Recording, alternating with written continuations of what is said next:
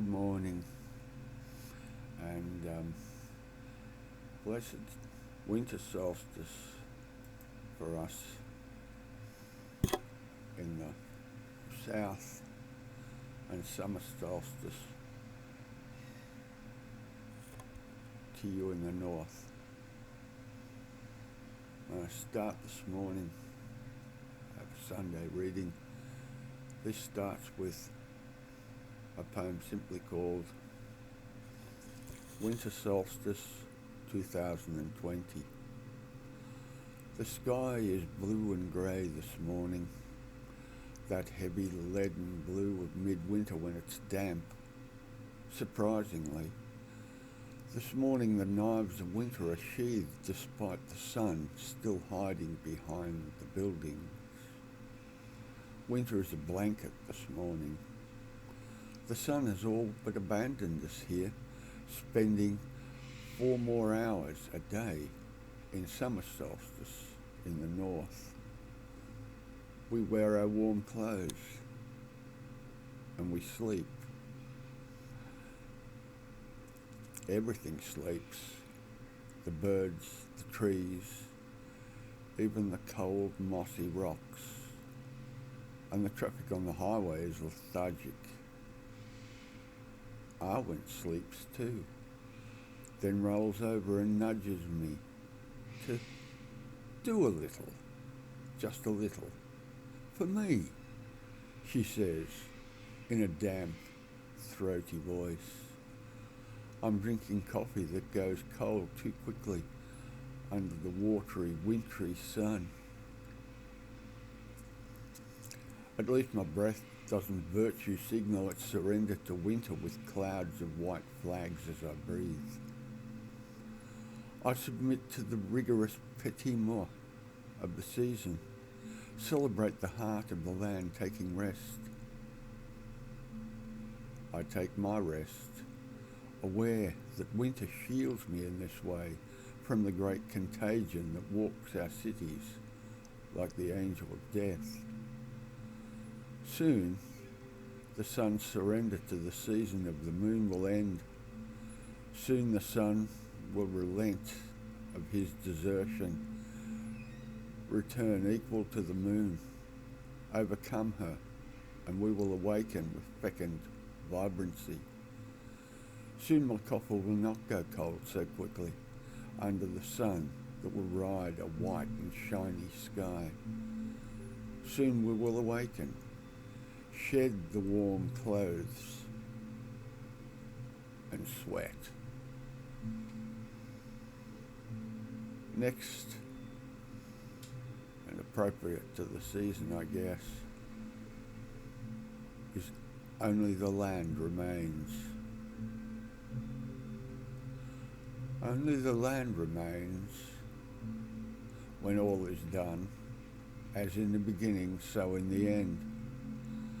After his few ticks of time, man will be gone, but in the end, all that remains is the land.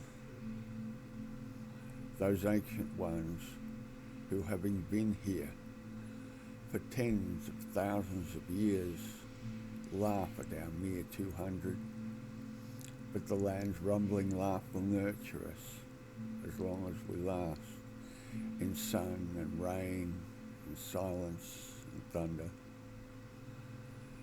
Even the life of the land that we hunt and swat and harvest and eat laughs at our claims of permanency, having begun before our lot, and when we're gone, they will remain.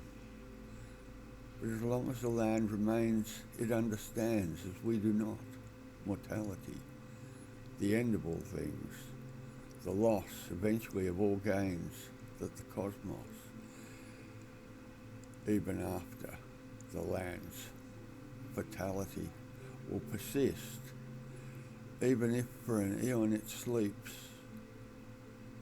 The coffee grows cold, the blood thins, and the earth moves like a wheel overhead, and it all keeps on and on until only the land remains. Finally, on a much less serious note, this is called the 7 Principles of Chocolate. Chocolate being my wife's favourite food, along with pizza. The 7 Principles of Chocolate. Sweet, dark, soft on the plate. Serving per packet 12, may contain nuts, contains gluten, salt, sugar, 30% cocoa. The other 70%? Who knows? Some crap with unreadable names. I'll have my coffee with sugar. Freeze-dried in the making. To speed delivery. Real milk from real cows. I'll spend today's energy on its momentary charge. I live in a city of 250,000 people, enclosed in a city of 5 million people. I live in a village with high-rise buildings that lay empty and streets full of homeless folk. The local shops are crushed beneath the almost invisible residences above that I didn't notice in all the years until I looked at the sky and found them beneath its uncertain blue. I think it'll rain sometime today.